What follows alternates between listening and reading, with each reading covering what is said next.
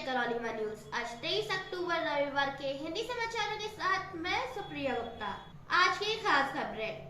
उत्तर प्रदेश वाराणसी में देवी अन्नपूर्णा की सोने की प्रतिमा के दर्शन। वाराणसी में आज भोर 4 बजे से देवी अन्नपूर्णा की स्वर्णमयी प्रतिमा का दर्शन पूजन शुरू हो गया है।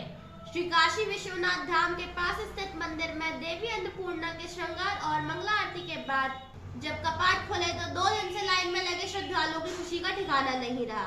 1 किलोमीटर से ज्यादा लंबी लाइन देखने को मिली।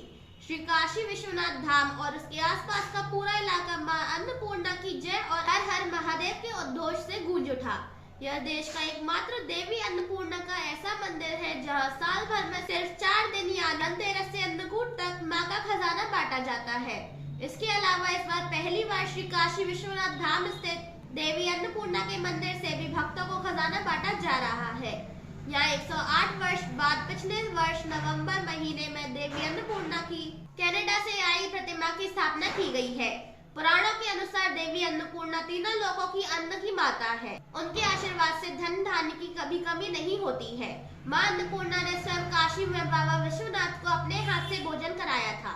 अगली खबर। फिरोजाबाद में धनतेरस पर 150 करोड़ का कारोबार। फिरोजाबाद में कोरोना के बाद मंदा चल रहा फिरोजाबाद का कांच उद्योग दीपावली से पहले बूम पकड़ गया।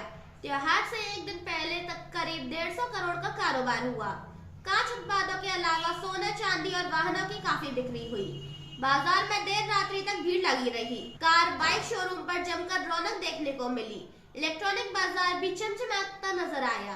शहर के गंज चौराहा, सदर बाजार, घंटाघर, जलेसर रोड, कोटला रोड, सुहागनगर स्थित अन्य क्षेत्रों में सर्राफ, बर्तन, कपड़ों की दुकानों के अलावा शोरूमों पर रौनक बिखरी रही। लक्ष्मी पूजन के लिए लक्ष्मी गणेश की मूर्ति, सिक्के और डॉलर की खूब डिमांड रही। अधिक भीड़ होने के कारण ग्राहकों को मनपसंद आइटम खरीदने के लिए इंतजार करना पड़ा। अगली खबर। प्रधानमंत्री ने रामलला के दरबार में जलाया पहला दीपक। प्रधानमंत्री नरेंद्र मोदी दीपोत्सव में शामिल होने के लिए अयोध्या पहुँच चुके हैं। सबसे पहले उन्होंने रामलला के दर्शन करके आरती उतारी, फिर गर्भगृह की परिक्रमा की। पीएम ने जेब से निकालकर रुपए भी दान पात्र में डाले।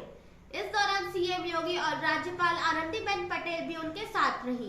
पीएम अब सरयू किनारे दीपोत्सव में शामिल होंगे। उधर अयोध्या अब भगवान राम के राज्याभिषेक के लिए सज धज कर तैयार है। पुष्पक विमान से भगवान राम, मां सीता, लक्ष्मण पहुंच चुके हैं। सीएम योगी आदित्यनाथ ने भगवान राम की अगवानी की, तिलक लगाकर आरती उतारी। रामलला का दरबार भी सज गया है। सोने का मुकुट और गुलाबी वस्त्र में प्रभु श्री राम, भरत, लक्ष्मण, शत्रुघ्न और हनुमान जी विराजमान हैं। दीपोत्सव पर रामलला को ये खास कपड़े पहनाए गए हैं। रामलला और उनके भाई भरत, लक्ष्मण और शत्रुघ्न एक जैसे कपड़े पहनते हैं, इसलिए चारों भाइयों के लिए एक तरह के कपड़े तैयार किए गए हैं।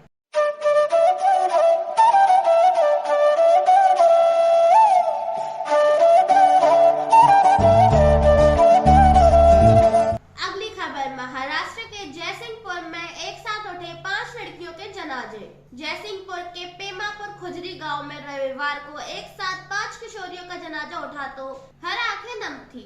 दोपहर बाद गांव स्थित कब्रिस्तान में 5 के शव दफन किए गए। सदर विधायक राज प्रसाद उपाध्याय, कांग्रेस जिलाध्यक्ष अभिषेक सिंह राणा ने पीड़ित परिजनों से मुलाकात कर उन्हें ढाढ़स बंधाया और हर संभव मदद का भरोसा दिया।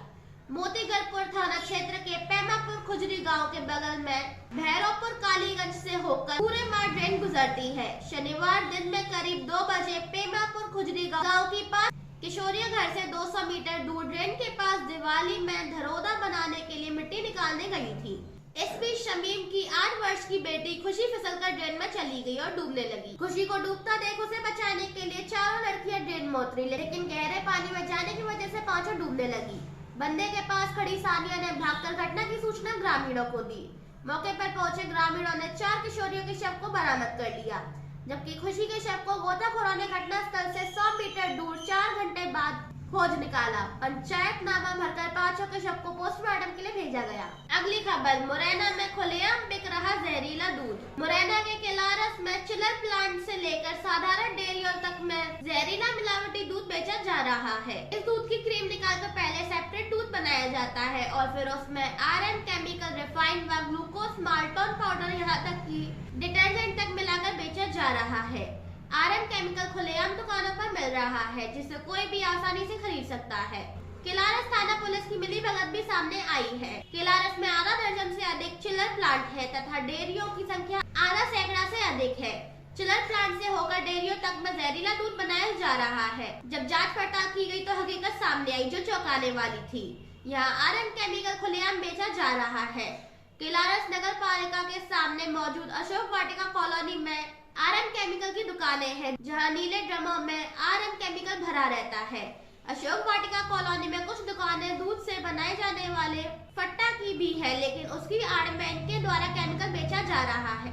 आज के समाचार यहीं तक, फिर मिलेंगे अपडेट समाचारों के साथ। तब तक के लिए जय हिंद, जय भारत। देखते रहिए जय करोलीमा न्यूज।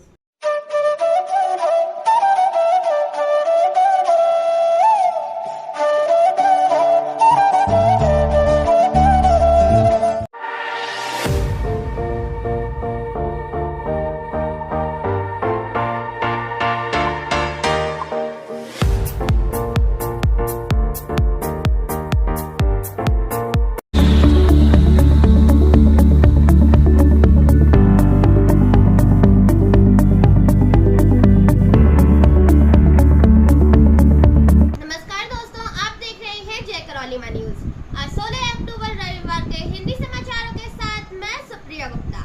उत्तर प्रदेश की खास खबरें।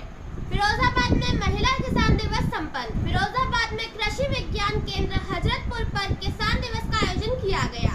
इसमें महिलाओं को खेतों से संबंधित जानकारी दी गई। वहीं खेत खलिहान में महिलाओं की भागीदारी के लिए उनका उत्साहवर्धन किया गया। महिलाओं का मनोबल बढ़ाते हुए खेती में होने वाली उपज के बारे में भी विस्तार से बताया गया। मुख्य अतिथि एसडीएम बुशरा बानो ने कहा कि भारत कृषि प्रधान देश है। कृषि में करीब 60% तक महिलाओं की भागीदारी है। इन महिलाओं की कड़ी मेहनत और जिम्मेदारी की वजह से किसान देश के कोने कोने तक अनाज बेचने का काम कर रहे हैं। उन्होंने महिलाओं की शिक्षा पर जोर दिया। अगली खबर, फिरोजाबाद में 100 किलो अवैध पटाखे बरामद। फिरोजाबाद में दीपावली के त्योहार से पहले पुलिस ने अवैध पटाखों का जखीरा बरामद कर लिया। दीपावली को लेकर पुलिस लगातार पटाखों की अवैध बिक्री पर रोक लगाने को लेकर चेकिंग अभियान चला रही है। इसी अभियान के तहत थाना दक्षिण क्षेत्र के नगला मोती मोहल्ले में छापामार कार्रवाई की। वहाँ से दीपक पुत्र सुरेश चंद्र पोरवाल निवासी पंचौसी थाना मंगलपुर जनपद औरैया हाल निवासी नई आबादी 16 का मकान नगला मोती थाना दक्षिण का गिरफ्तार किया। इससे पास से पुलिस को करीब 100 किलोग्राम विस्फोटक सामग्री बरामद की।